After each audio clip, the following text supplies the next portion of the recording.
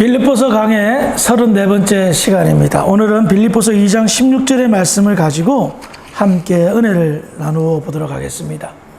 우리는 지난 시간에 삐뚤어지고 잘못된 세대, 어그러지고 거스리는 세대에서 흠없고 순전한 삶을 살아 빛된 인생을 살아야 되는 것이 그리스도인의 삶의 본분임을 함께 나누었습니다. 그러므로 이 시간에는 이렇게 그와 같이 비추는 인생, 빛된 삶이 우리의 삶을 얼마나 풍성하게 하는지를 함께 나누면서 하나님의 자녀됨의 축복을 재확인하는 은혜의 시간이 되기를 주의 이름으로 축원합니다. 먼저 우리가 지난 시간에 살펴보았던 2장 15절에 보면 이는 너희가 흠이 없고 순전하여 어그러지고 거스리는 세대 가운데서 하나님의 흠 없는 자녀로 세상에서 그들 가운데 빛들로 나타내며, 그래요. 이런 세대, 악한 세상에서 우리는 흠 없는 자녀로 세상에서 그들 가운데 빛들로 나타내는 삶을 살려고 부름을 받았던 겁니다. 참된 그리스도인들은 흠이 없고 순전한 삶을 살며, 그런 삶이 바로 비추는 삶인데요. 그런데 이 비추는 삶을 오늘 본문인 16절에 보니까 생명의 말씀을 밝혀라는 내용을 통해서 우리의 비추는 삶은 생명의 말씀을 밝히는 삶이라는 것을 깨달을 수가 있습니다.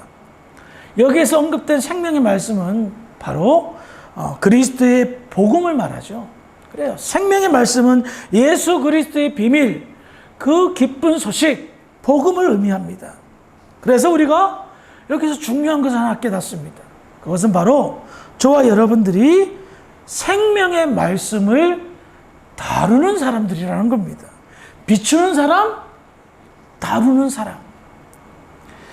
15절에서 흠없고 순전한 삶을 살아야 되는 이유가 삐뚤어지고 잘못된 세대를 바로잡기 위함이라면, 이 바로잡는 이유가 그들에게 생명의 말씀이 공급되어져 가게 하기 위함이라는 겁니다. 즉 우리는 생명의 가교 역할을 해야 되는데요, 그 가교 역할을 하기 전에, 생명의 말씀을 전하기 전에 흠없고 순전한 삶을 살아야 된다는 것입니다. 기억하시기 바랍니다. 우리는 하나님의 은혜로 믿음이 생겼고 예수를 믿었습니다. 그래서 구원받은 성도가 되었습니다.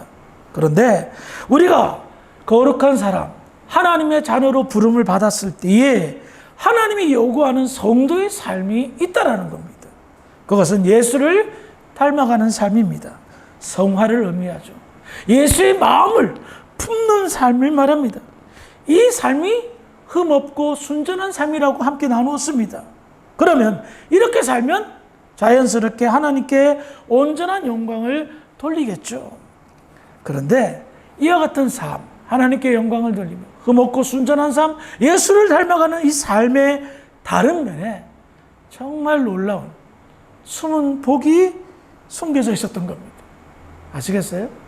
나는 흠없고 순전한 삶을 살아.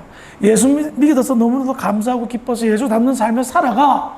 그런데 그것이 나에게만 축복이 되는 것이 아니라 타인에게도, 예수를 모르는 사람에게도 축복이 되었던 겁니다.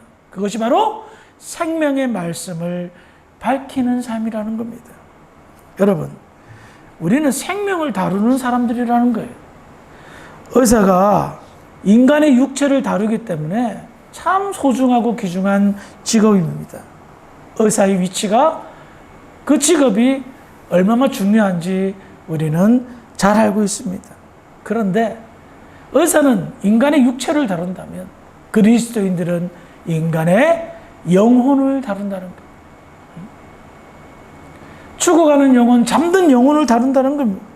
그래서 이 영혼의 문제를 하나님께서 목사인 저뿐만 아니라 여러분들에게 맡기셨다는 거예요.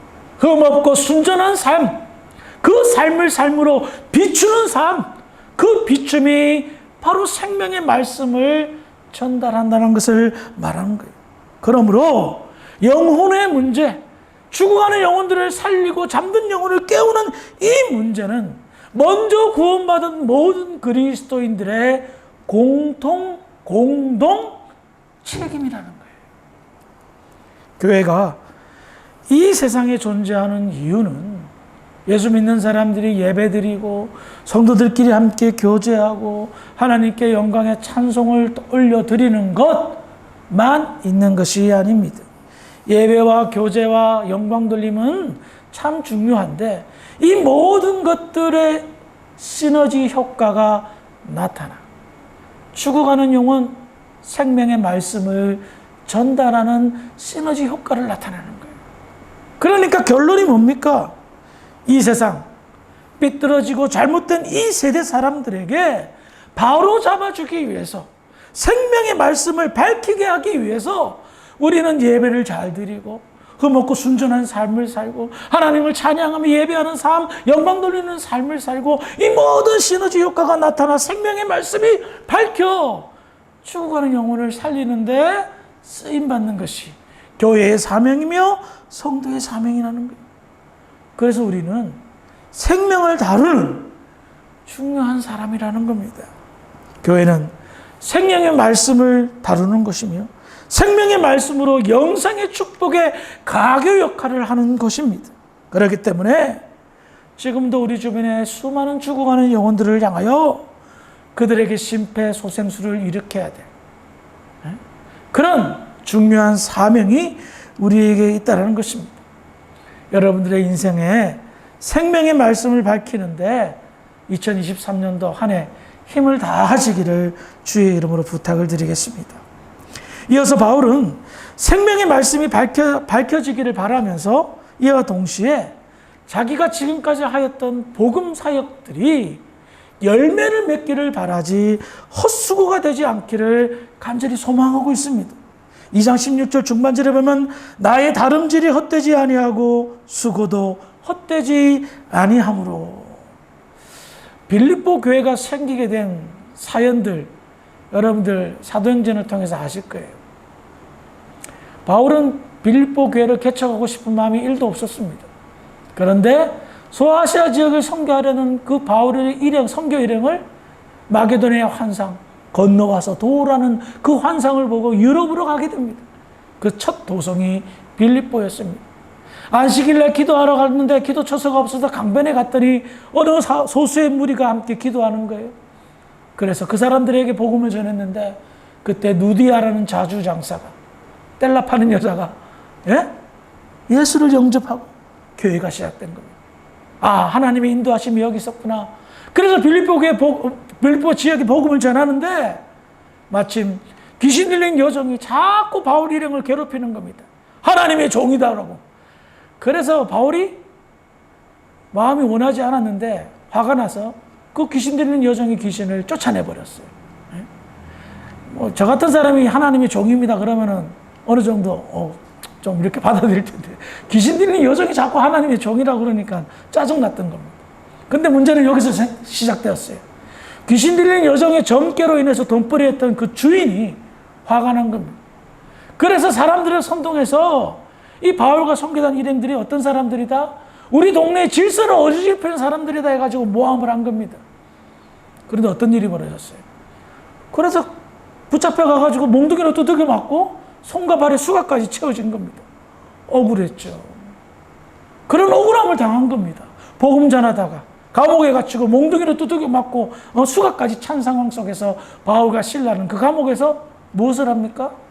찬양을 합니다. 찬송을 부릅니다.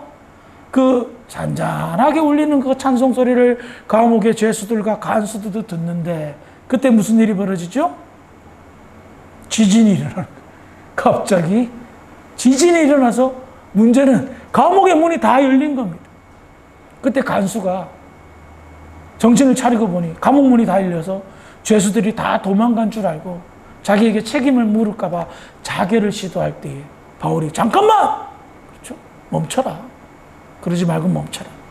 우리 다 여기 있다. 그때 간수가 어떻게 얘기합니까? 너무 놀랬죠. 초자연적인 역사 앞에 그리고 그 상황 속에서 간수는 마음의 문을 열고 내가 어떻게 하여야 구원을 얻으리까? 그 찬송의 소리가 간수의 마음을 열었던 것 같습니다. 그때 바울이 뭐라고 얘기합니까? 주 예수를 믿으라. 그리하면 너와 너희 집이 구원을 얻으리라. 그래서 간수와 그 집의 모든 사람들이 그날로 예수 믿고 세례받고 또 빌립보 교회가 또 생긴 겁니다. 그러니 어떻습니까? 빌립보 교회의 개척 이야기는 한편의 영화를 보는 듯한 드라마틱한 상황들이 연속이었습니다.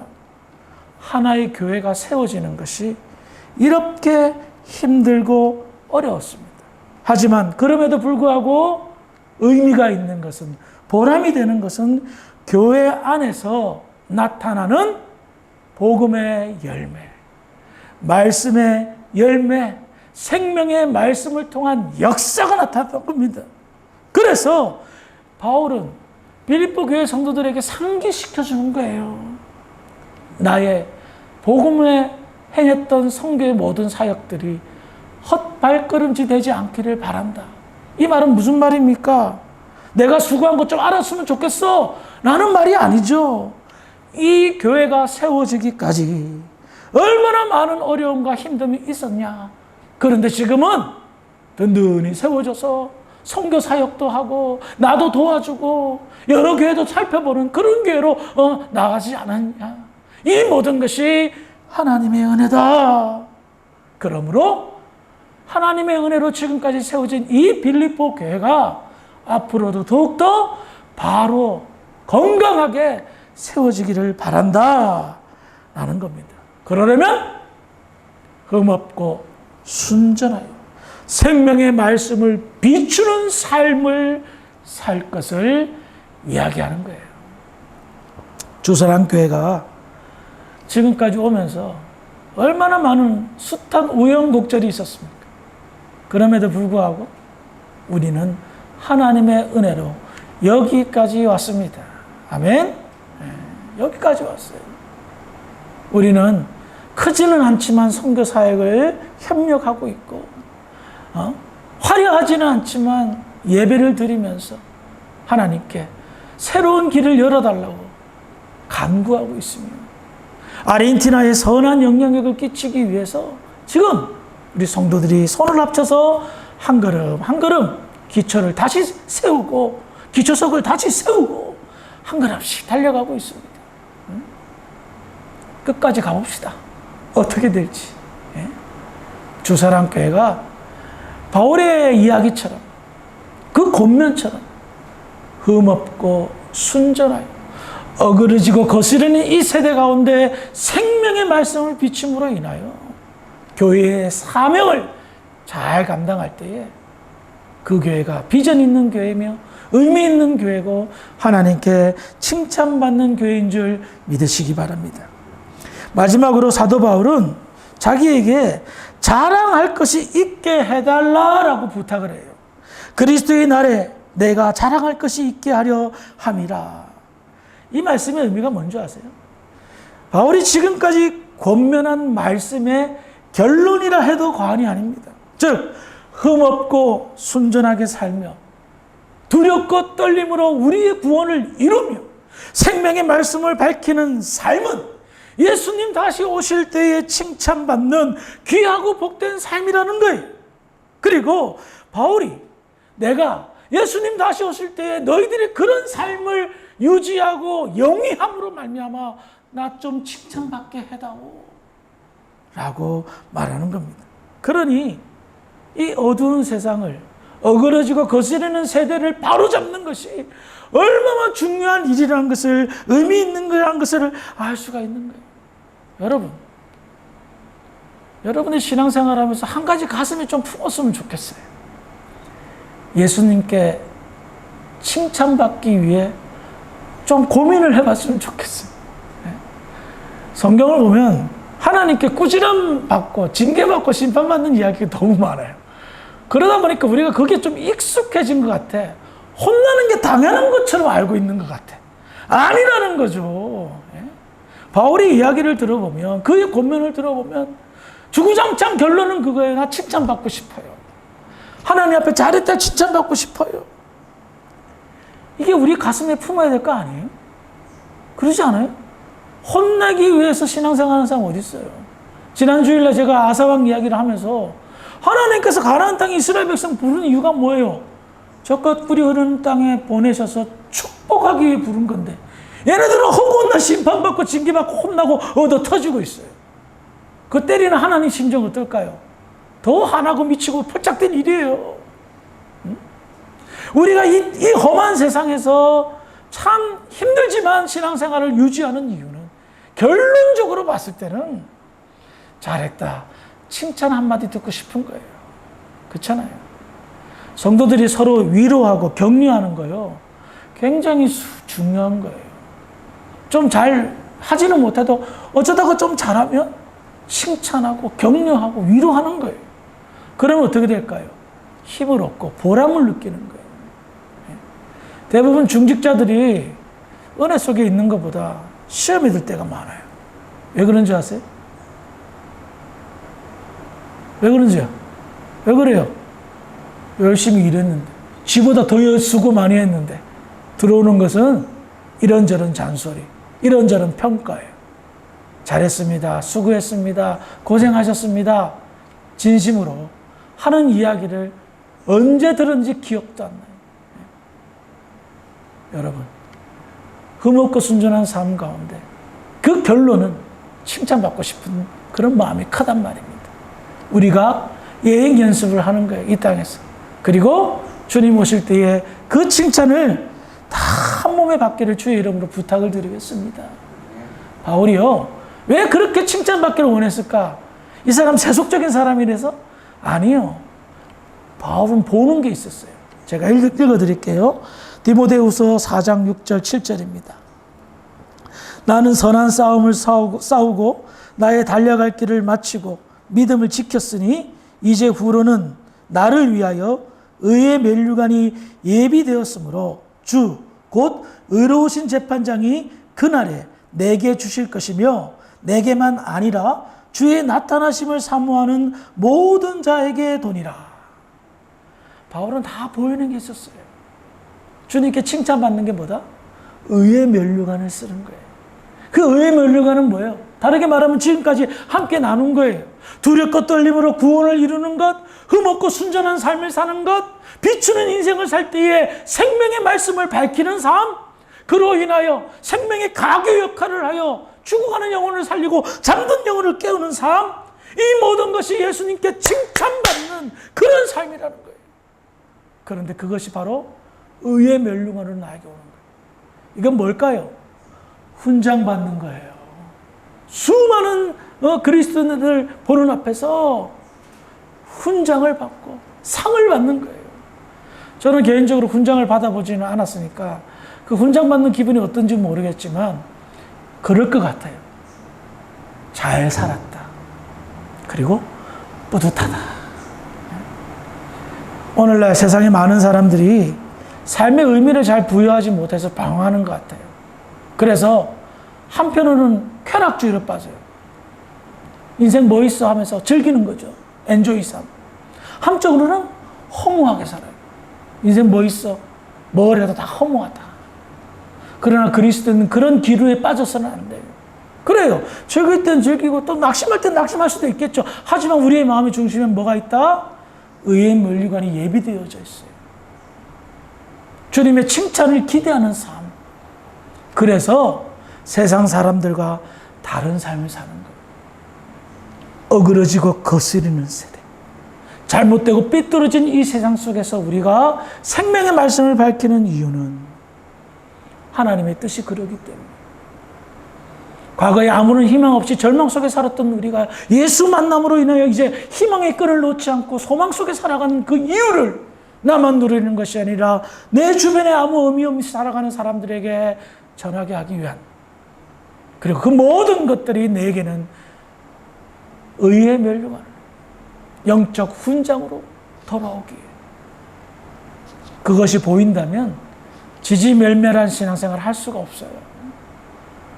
좀 힘들고 어려워도 믿음 생활하고요. 붙들고 가가요. 끝까지 주만 바라보면서 상급을 바라보고 달려갈 줄 믿으시기 바랍니다. 그래서 2023년도 축복의 시작이 그렇게 시작되는 겁니다. 가만히 있으면 하늘에서 감이 떨어지지 않아요. 믿음으로 승리하시고 끝까지 믿음의 경주를 잘 다름박질하여 결승선에 함께 손잡고 기뻐하는 그런 저와 여러분들이 되기를 주의 이름으로 축원합니다. 기도하시겠습니다. 하나님, 은혜를 감사합니다. 오늘 바울의 그 권면을 함께 나누면서 이것이 얼마나 우리에게 유익된 권면인지를 깨닫습니다. 생명의 말씀을 밝히는 이 삶이 결과적으로는 우리를 축복하는 삶이며 의의 면류관이며 주님의 칭찬인 줄 믿습니다. 아버지, 하나님께서 절대 저희들을 손해보게 하지 않으실 줄 믿습니다. 믿음의 결단 속에 2023년도 승리하게 하시고 생명의 말씀을 밝혀 이 땅에 아름다운 복음의 열매를 맺는데 쓰임받는 주사랑교회 모든 성도들 될 수 있도록 인도하여 주시옵소서. 이것이 축복의 시작인 줄 믿습니다. 하나님, 마음껏 저희들을 축복하시고 하나님의 기대에 부응하는 믿음의 교회 모든 성도들 될 수 있도록 할렐루야 축복하여 주시옵소서. 그래 될 줄 믿고 감사하며 예수님의 이름으로 기도합니다. 아멘.